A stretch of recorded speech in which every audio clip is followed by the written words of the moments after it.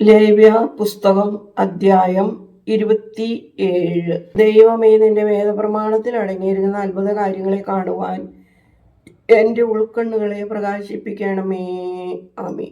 കർത്താവ് തുടർന്നും മോശയോട് കൽപ്പിച്ചു, ഇസ്രായേൽ മക്കളോട് നീ പറയുക, ആരെങ്കിലും കർത്താവിന് ഒരു നേർച്ച നിവർത്തിക്കുമ്പോൾ അയാൾ നിന്റെ മതിപ്പ് പോലെ ദൈവത്തിനുള്ളവൻ ആകണം. 20 വയസ്സ് മുതൽ 60 വയസ്സ് വരെയുള്ള പുരുഷന് വിശുദ്ധ മന്ദിരത്തിലെ തൂക്കപ്രകാരം നിന്റെ മതിപ്പ് 50 ശേക്കൽ വെള്ളിയായിരിക്കണം. സ്ത്രീ ആയിരുന്നാൽ നിന്റെ മതിപ്പ് 30 ശേക്കൽ ആയിരിക്കണം. 5 വയസ്സ് മുതൽ 20 വയസ്സ് വരെ എങ്കിൽ നിന്റെ മതിപ്പ് 20 ശേക്കലും പെണ്ണിന് 10 ശേക്കലും ആയിരിക്കണം. ഓരോ മാസം മുതൽ 5 വയസ്സ് വരെയുള്ളതായാൽ നിന്റെ മതിപ്പ് ആണിന് 5 ശേക്കൽ വെള്ളിയും പെണ്ണിന് 3 ശേക്കൽ വെള്ളിയും ആയിരിക്കണം. 60 വയസ്സ് മുതൽ മേലോട്ടെങ്കിൽ നിന്റെ മതിപ്പ് പുരുഷന് 15 ശേക്കലും സ്ത്രീക്ക് 10 ശേക്കലും ആയിരിക്കണം. നിന്റെ മതിപ്പ് പോലെ കൊടുക്കുവാൻ കഴിയാത്തവണ്ണം ഒരുവൻ ദരിദ്രനായിരുന്നാൽ അവനെ പുരോഹിതന്റെ മുമ്പിൽ കൊണ്ടുവന്ന് നിർത്തണം. പുരോഹിതൻ അവന് മതിപ്പ് നിശ്ചയിക്കണം. നേർന്നവന്റെ പ്രാപ്തിക്ക് തക്കവണ്ണം പുരോഹിതൻ അവന് മതിപ്പ് നിശ്ചയിക്കണം. അത് കർത്താവിന് വഴിപാട് കഴിപ്പാൻ തക്ക മൃഗം ആകുന്നുവെങ്കിൽ ആ വകയിൽ നിന്ന് ദൈവത്തിന് സമർപ്പിക്കുന്നതെല്ലാം വിശുദ്ധമായിരിക്കണം. ചീത്തയ്ക്ക് പകരം നല്ലത്, നല്ലതിനു പകരം ചീത്ത, ഇങ്ങനെ വ്യത്യാസപ്പെടുത്തരുത്. മൃഗത്തിന് മൃഗത്തെ വച്ചു മാറുന്നു എങ്കിൽ അതും മാറിയെടുത്തതും വിശുദ്ധമായിരിക്കണം. അത് ദൈവത്തിന് വഴിപാട് കഴിക്കാവതല്ലാത്ത അശുദ്ധ മൃഗമാകുന്നുവെങ്കിൽ ആ മൃഗത്തെ പുരോഹിതന്റെ മുമ്പാകെ നിർത്തണം. അത് നല്ലതോ ചീത്തയോ ആയിരിക്കുന്നതിന് ഒത്തവണ്ണം പുരോഹിതൻ അതിനെ വിലമതിക്കണം. പുരോഹിതനായ നീ അതിന് മതിക്കുന്നതാണ് അതിൻ്റെ വില. അതിനെ വീണ്ടെടുക്കുന്നു എങ്കിൽ നീ മതിച്ച തുകയോട് 5-1 കൂട്ടണം. ഒരുവൻ തൻ്റെ വീട് കർത്താവിന് വിശുദ്ധമായിരിക്കേണ്ടതിന് വിശുദ്ധീകരിച്ചാൽ അത് നല്ലതെങ്കിലും ന്യൂനതയുള്ളതെങ്കിലും പുരോഹിതൻ അതിനെ വിലമതിക്കണം. പുരോഹിതൻ മതിക്കുന്നത് പോലെ തന്നെ അത് ഇരിക്കണം.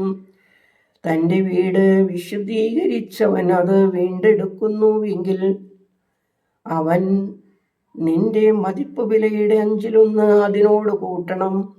എന്നാൽ അത് അവനുള്ളതായിത്തീരും. ഒരുവൻ തൻ്റെ അവകാശ നിലത്തിൽ കുറെ കർത്താവിന് വിശുദ്ധീകരിച്ചാൽ നിന്റെ മതിപ്പ് അതിൻ്റെ വിത്തുപാടിന് ഒത്തവണ്ണം ആയിരിക്കണം. ഒരു ഹോമർ യവം വിതയ്ക്കുന്ന സ്ഥലത്തിന് 50 ശേക്കൽ വെള്ളി മതിക്കണം. യോബേൽ സംവത്സരം മുതൽ അവൻ തൻ്റെ നിലം വിശുദ്ധീകരിച്ചാൽ അത് നിന്റെ മതിപ്പ് പോലെ ഇരിക്കണം. യോബേൽ വർഷത്തിൻ്റെ ശേഷം അവൻ അതിനെ വിശുദ്ധീകരിച്ചാലോ യോബേൽ വർഷം വരെ ശേഷിക്കുന്ന സംവത്സരങ്ങൾക്ക് ഒത്തവിധം പുരോഹിതൻ അതിൻ്റെ വില കണക്കാക്കണം. അത് നിന്റെ മതിപ്പിൽ നിന്ന് കുറയ്ക്കണം. നിലം വിശുദ്ധീകരിച്ചാൽ അത് വീണ്ടെടുക്കുന്നുവെങ്കിൽ അവൻ നിന്റെ മതിപ്പ് വിലയുടെ 5-1 അതിനോട് കൂട്ടണം. എന്നാൽ അത് അവന് സ്ഥിരമായിരിക്കും. അവൻ നിലം വീണ്ടെടുക്കാതെ മറ്റൊരുവൻ വിറ്റാൽ പിന്നെ അത് വീണ്ടെടുത്തുകൂടാ. ആ നിലം യോബേൽ വർഷത്തിൽ ഒഴിഞ്ഞു കൊടുക്കുമ്പോൾ ശപഥാർപ്പിത ഭൂമി പോലെ കർത്താവിന് വിശുദ്ധമായിരിക്കണം. അതിൻ്റെ അനുഭവം പുരോഹിതനുള്ളത്. തൻ്റെ അവകാശ നിലങ്ങളിൽ ഉൾപ്പെടാതെ താൻ സമ്പാദിച്ച ഒരു നിലം ഒരുവൻ കർത്താവിന് ശുദ്ധീകരിച്ചാൽ പുരോഹിതൻ യോബേൽ സംവത്സരമാരെ മതിപ്പുവില കണക്കാക്കണം. നിന്റെ മതിപ്പുവില അവൻ അന്ന് തന്നെ കർത്താവിന് വിശദമായി കൊടുക്കണം. ആ നിലം ആദ്യ ഉടമസ്ഥന് യോബേൽ സംവത്സരത്തിൽ തിരികെ ചേരണം.